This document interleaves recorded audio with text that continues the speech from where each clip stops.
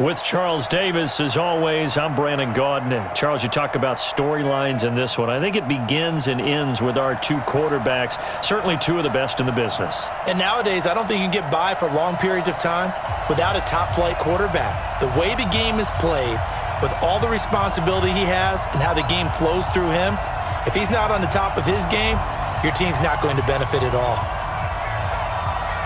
Two teams that came into the NFL together back in 1976. The Seahawks and Bucs are underway. This is taken just shy of the 10 here. And he'll take this across the 25, a couple extra yards, up to the 27-yard line. First and 10 at their own 27-yard line. Yellow. Oh, lady.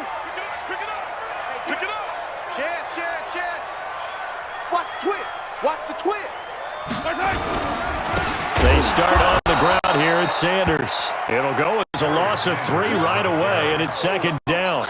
Nice play right there to stop him behind the line, but I want to see how this defense continues to play him here in the first half. Yeah, we know. You know better than I. He has the ability to take over a game, so what do you do? Yeah, I think you have to make sure that you bottle him in at varying levels.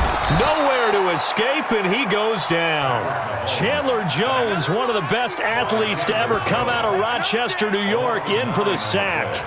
Brings up third down. Gonna need better protection here. Third and long following the sack from Mahomes and company. Working from the gun, Mahomes. That's complete to Calvin Johnson. And they'll bring him down here up at about the 22-yard line. They get 7 there, but it brings up 4th. Well, we hear so often how tackling has become almost a lost art in the NFL game. But it's so important to tackle well on these receivers, especially in a play like this one. Third down, they gave him the underneath stuff. You got to go up and make the tackle right away. Well, that'll be put in the books as a 53-yard punt. And it'll be Seahawk football, 1st and 10.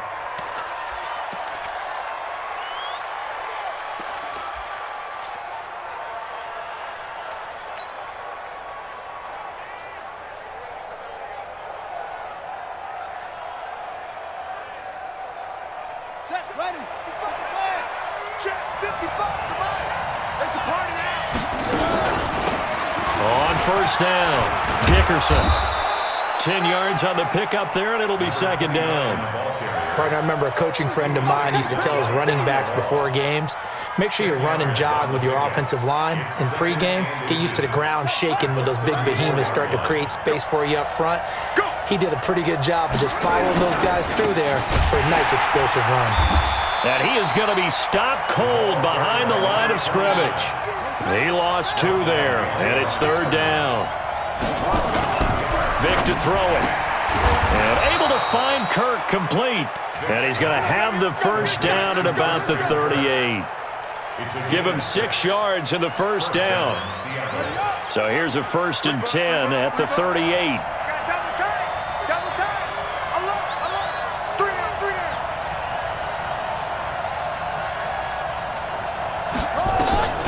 From the gun, Vic. And he finds his tight end. It's Ertz. And he'll go out near midfield at the 49. 11 yards there and a first down for Seattle. And the Seahawks. First down. They'll run on first down. Dickerson. And that one blown up quickly, as he's going to be stopped before he could even get started. They'll wind up losing 3 yards here. And that'll make this a 2nd and 13.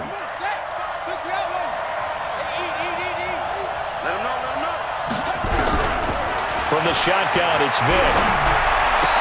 And this one caught by Travis Kelce. And he's able to take it across midfield before going out of bounds.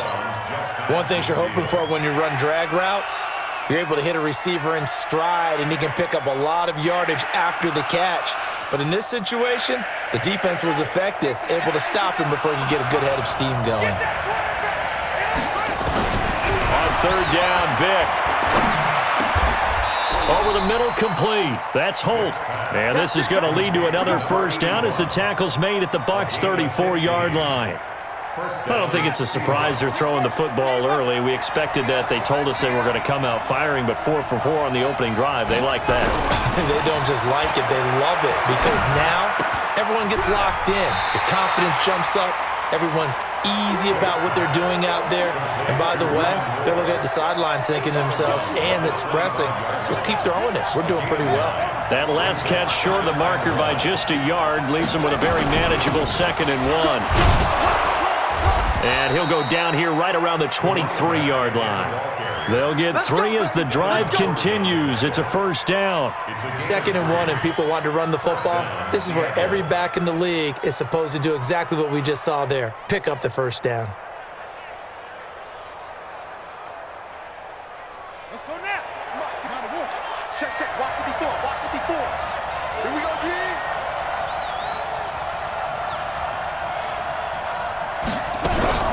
Now a fake on the give here as they try the run-pass option. The defensive end, Danielle Hunter, drops him. Now that was just absolute perfect man coverage. Nowhere for them to go with the football. Led to a sack, and that's really difficult to do in today's NFL with all these gazelles running around that you're trying to cover in the secondary. Work to be done here on 2nd and 16 after the sack. Now a quick throw as that's complete on the hitch route. And they'll bring him down at the 18-yard line. They get 11 back on that one. It leads to 3rd down. When you see zone defense and you know you've got a drag route on as your primary call, you've got to be really careful as a passer about how far you let your guy go because he might wander into some tough coverage. Vick now. Being chased out left. Into double coverage, and it's intercepted. Picked off by Ty Law. And a big turnover there as his guys will get the football back. The Tampa offense ready to get their drive started. They're going to have to go at least 50, 60 yards here if they want to ensure that they don't have to punt the ball like they did last time. Yeah, so what you're saying is we're not playing to just get out of the shadow of your own goal line, right? You're playing to make sure the punter doesn't see the field again. So it's not picking up a couple of 1st downs. You want to pick up 5 or 6 1st downs and make sure you move the ball into their territory. It's a 2nd down run with Sanders. Trying to find a lane, but instead he'll get back to the line of scrimmage and no more. He got maybe a half yard at most, but officially they'll be left with a 3rd and 2.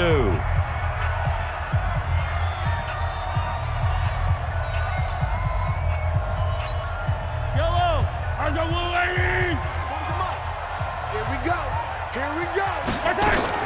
Mahomes looking to throw on 3rd and 2. Got a man. He finds Sanders.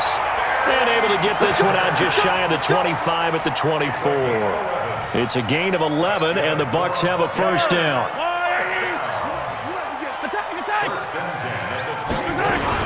On 1st and 10, it's Sanders. And not much there. Maybe a yard up to the 24. Well, we saw him there trying to get it to the outside, trying to get to the perimeter, but not a whole lot of room there. But there's got to be one positive to that. If you keep moving laterally, creases tend to develop as the game moves on, and they can run it back inside later. Flushed out right.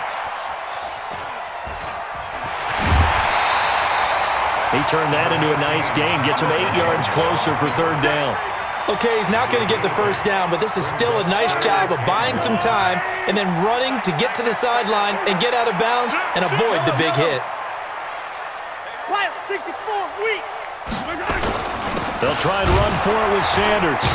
Boy, no chance as he was met and dropped behind the line there. That'll make it 4th down after a loss of 1. Now the Seahawks going to use the first of their timeouts. They'll have 2 remaining as we step aside here in this 2nd quarter. And how about the call here? They need 2 yards in their own territory on 4th down, and they're going to go for it.